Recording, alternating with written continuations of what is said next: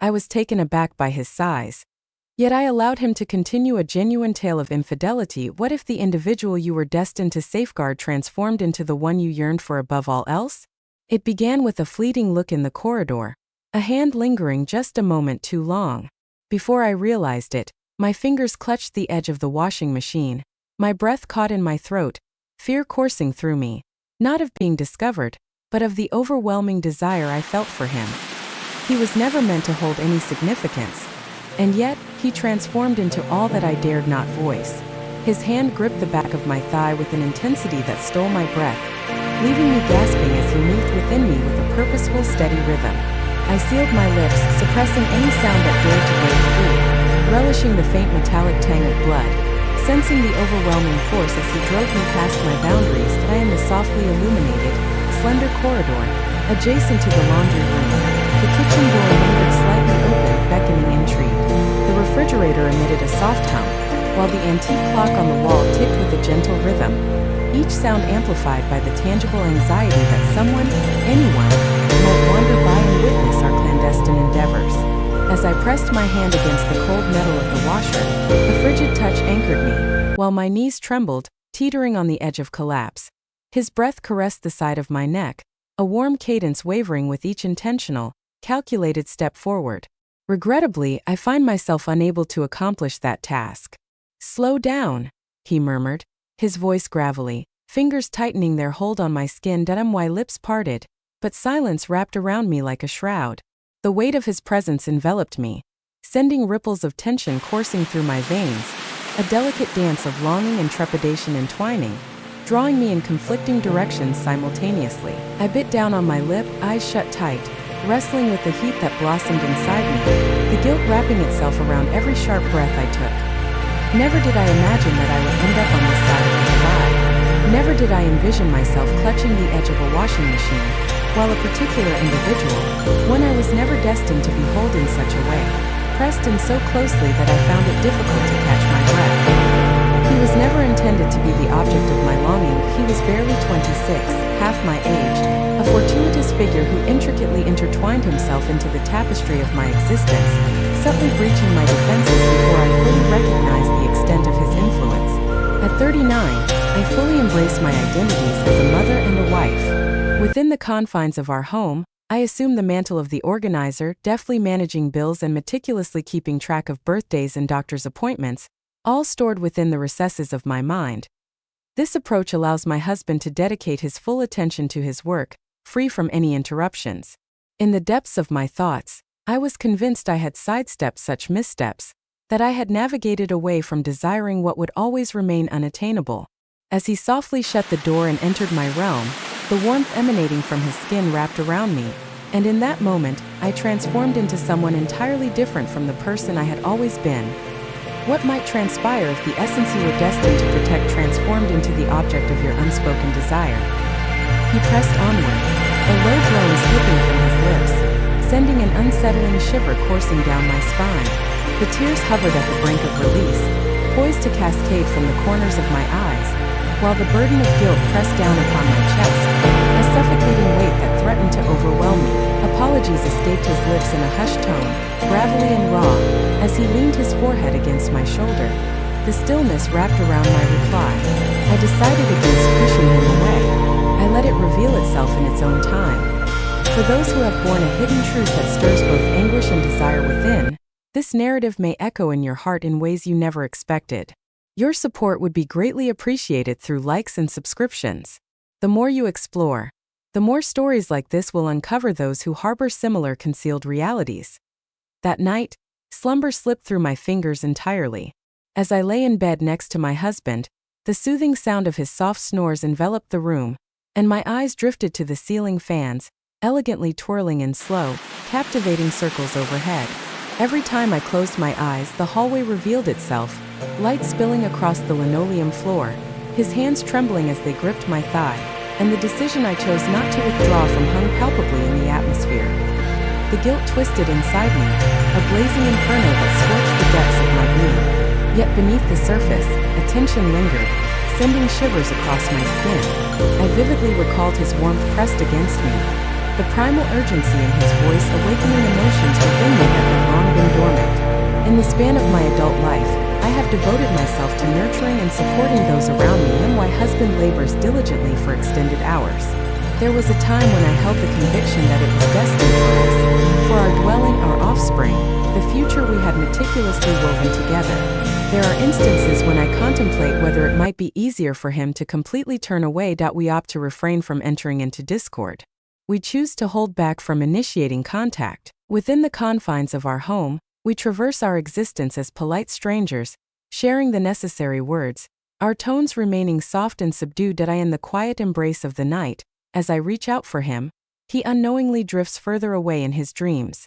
I persuaded myself that it was enough, that loneliness was simply a part of life, something to be endured and put away because others depend on you to move forward. Thus he entered our realm. Amidst the chaos of the garage renovation, a young boy, the son of a friend, appeared daily, his quiet smile illuminating the space as his hands moved with intent and determination. He arrived with enthusiasm, punctual and prepared to offer his assistance.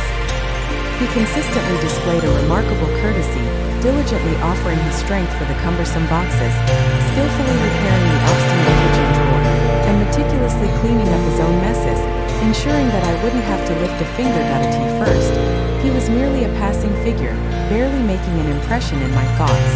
Amidst the whirlwind of appointments, errands, and the relentless tide of bills and chores, I found myself swept away in the chaos.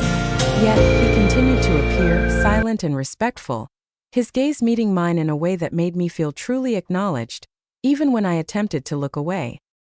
He asked me about the happenings of my day. He noted the instances when fatigue enveloped me. He looked at me with a softness that awakened a feeling buried deep inside, a sensation I hadn't felt since my younger days. I comforted myself with the notion that it was all in good spirit, that wisdom accompanied age, that I had risen above such matters, and that his intentions were merely generous. He lingered in the doorway as I bent to retrieve something, the gentle brush of his presence in the narrow hallway, the deepening of his voice when he spoke my name, igniting a feeling within me that I struggled to conceal. On a certain afternoon, he stayed a little longer to assist with the pesky leak under the sink. As the evening unfolded, my husband immersed himself in his work, casting the house into a tranquil quietude, broken only by the gentle drip of water and the soft, unwavering hum of the refrigerator. There he was, kneeling before me, his shirt riding up just enough to unveil the sculpted line of muscle at his lower back, the gentle blush of pink skin emerging where his jeans hung low. I might have averted my eyes, but I opted to stick steadfast. As he pivoted to meet my gaze, his fingers still shimmering with droplets, he lifted his hand to softly tuck a stray lock of hair behind my ear. In that instant, I felt a deep transformation stirring within, a crack emerging in the carefully constructed wall I had upheld for ages. A soft murmur resided within me, an unspoken yearning that I struggled to recognize in that moment. In that fleeting moment within the hallway, I made a solemn promise to myself that such an occurrence would never transpire again. I vowed to myself that I would find strength to halt it before it descended into something far more distressing. With every entry into the house, with every soft creak of the back door as it swung open, and with each utterance of my name in that deep, enchanting voice, my resolve diminished just a little more. The smallest nuances were what ultimately brought me to my knees. He leaned in just a fraction too close when handing me a tool, a cup of coffee, or a scrap of paper filled with his hurried notes. The fleeting brush of his fingers against mine lingered for a heartbeat longer than needed. His gaze would rest on me when he believed I was lost in thought, as if he had something to express, yet the words remained just out of reach. He started to offer assistance with small repairs around the house, staying a bit longer each time, claiming that the job was more involved than he had expected. At first, I persuaded myself that it was merely a question of ease. My husband labored into the late hours, frequently too exhausted to notice the familiar contours of our home. He would come back, his gaze distant, unaware of the gentle figure who filled the emptiness created by his departure. As time unfolded, a subtle disquiet settled in, a burgeoning dread of the unavoidable farewell. The silence enveloped the house, a heavy blanket settling in as the door clicked shut behind me. In the kitchen, I found myself anchored to the counter, my hands clutching its edge, my arms held tightly against my body, battling the overwhelming impulse to tremble.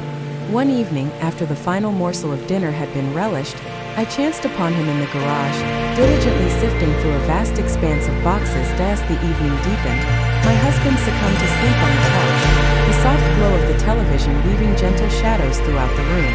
I stood in the doorway, embracing myself, as I sought the perfect words that wouldn't completely unravel my being. He looked up, his hands occupied with the cloth, his eyes briefly passing over me in the gentle illumination of the waning light. "You needn't watch my work," he whispered softly. Ensnared in a tapestry of deception, I felt my feet move restlessly, striving to find my way through the unfolding scene. All I needed was a fleeting instant. He set the rag down with care, inching closer, the aroma of sweat and sawdust enveloping his shirt, intertwining with us like a tale waiting to be told. "It appears you are perpetually poised to release a breath," he whispered gently. I stood there, grappling with an emptiness that rendered me speechless, my reply slipping out softly, delicate and devoid of conviction. His hand quivered at his side, a silent testament to the desire to extend toward me, yet he wrestled with that instinct. "You can be yourself around me," he murmured gently. "Please avoid that action," that I whispered, my voice quivering with feeling. "I can't help it," he breathed. In that instant we stood utterly motionless, the gentle, unwavering hum of the refrigerator in the adjacent room reverberated like a faint echo, permeating the stillness with its subtle presence. The next morning I avoided him, burying myself in a whirlwind of tasks and phone calls, ignoring the soft rap at the back door when he showed up. That night I lay wide awake, ensnared in a web of thoughts about the way his breath had faltered when our gazes intertwined, and how his voice quivered gently as he murmured my name. That a few days later, I found myself once more in the kitchen, the quiet wrapping around me as I wiped down the counters, my hands searching for purpose in the stillness. He slipped inside with a hushed grace, the rain lingering on his damp hair, his eyes betraying a profound fatigue. "You shouldn't be here," I whispered, my grip on the dish towel tightening, knuckles paling as the tension thickened in the air. He admitted that he felt an irresistible pull to return. His voice quivered ever so slightly, betraying a deep-seated disdain for the truth he was compelled to unveil. He drew closer, close enough for me to feel the warmth emanating from his skin, the way his breath caught in his throat. "Don't," I whispered again, but still my feet stayed firmly planted. His hand brushed against mine, soft and intentional, as though searching for my approval.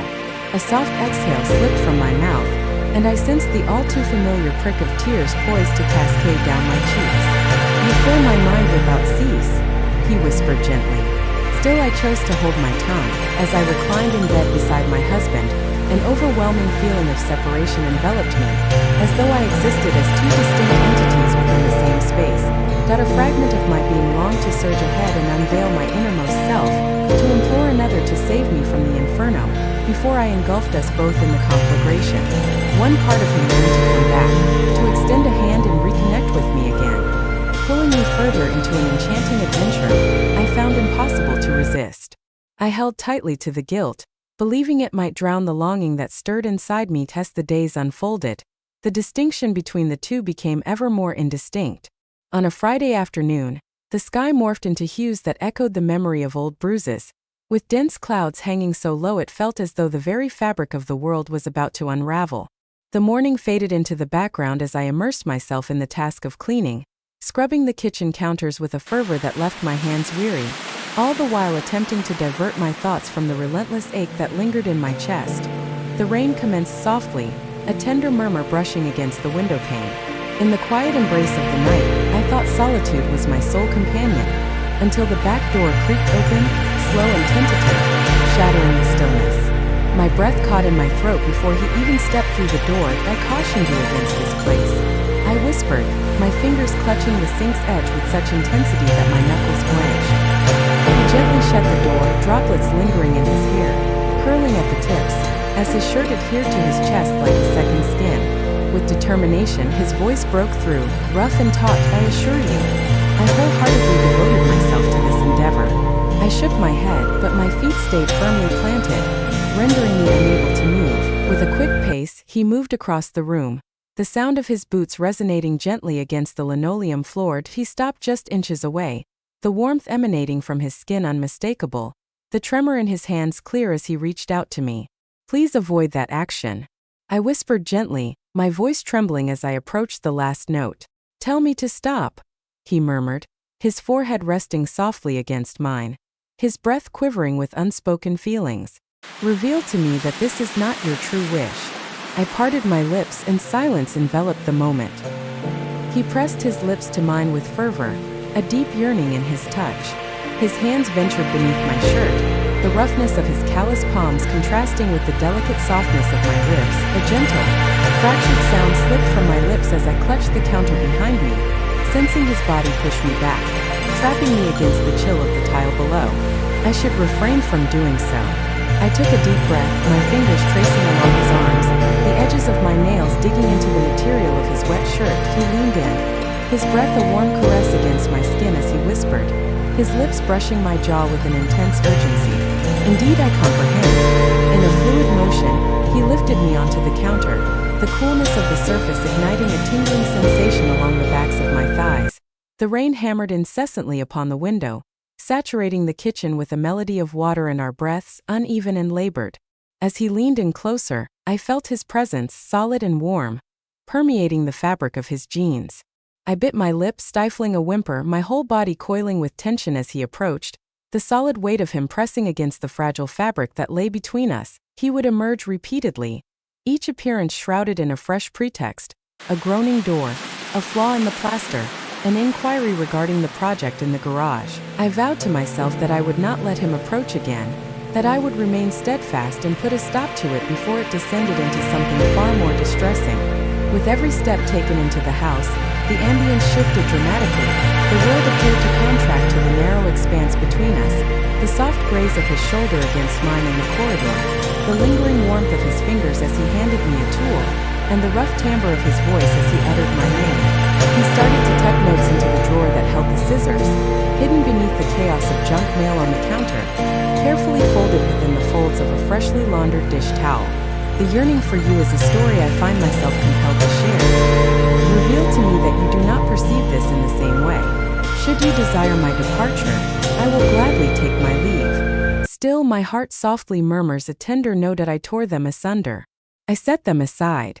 Yet, I found myself unable to look away, clutching the paper so tightly that it crumpled under my grip, my breath quivering with anticipation as I wrestled with the temptation that gripped me each time I beheld his handwriting. Occasionally, I would catch a fleeting glimpse of my reflection in the dim window at night, the subtle contours of my face, the hollow stare in my eyes, and in that moment, I felt like a stranger to myself. With every sound my heart soared and I was taken aback, as though the universe surrounding me was brimming with murmurs and mysteries yearning to be revealed. With every creak of the door and the incessant buzz of the phone, my heart raced uncontrollably, ensnared in a tumultuous waltz of dread that it could be him and dread that it could be someone else entirely. Amidst the soft whispers of the house, we discovered concealed moments, small havens, where it was simply us. As he glided through the hallway, our hands met for the briefest instant, his thumb softly grazing my knuckles in a tender caress. We can't keep doing this, I whispered, my fingers clutching the edge of the counter with such intensity that a dull ache coursed through them. He took a deep breath, his forehead pressed against the side of my head, his voice quivering, yet I find myself powerless to stop this moment. I did not either. There were moments when I felt a deep-seated resentment towards him for awakening that longing inside me, for exposing the emptiness I had been enduring, and for effortlessly dismantling the walls I had built around my life. There were instances when I despised myself even more for permitting him to weave into the fabric of my existence, for longing for him with such fervor. In those ephemeral instances when his fingers grazed my skin, a spark flared to life within me. Stirring a vitality I had not felt in years, I endeavored to maintain my distance. With steadfast resolve, I diligently scrubbed each room in the house not just once but twice over. I turned the pantry into a meticulously arranged sanctuary and polished the grout in the bathroom tiles until my fingers ached from the labor that I persuaded myself that the duties before me would eclipse the yearning, smothering it under the weight of daily life. Yet with every approach, every time his voice caressed my ear, the ground beneath me disintegrated anew.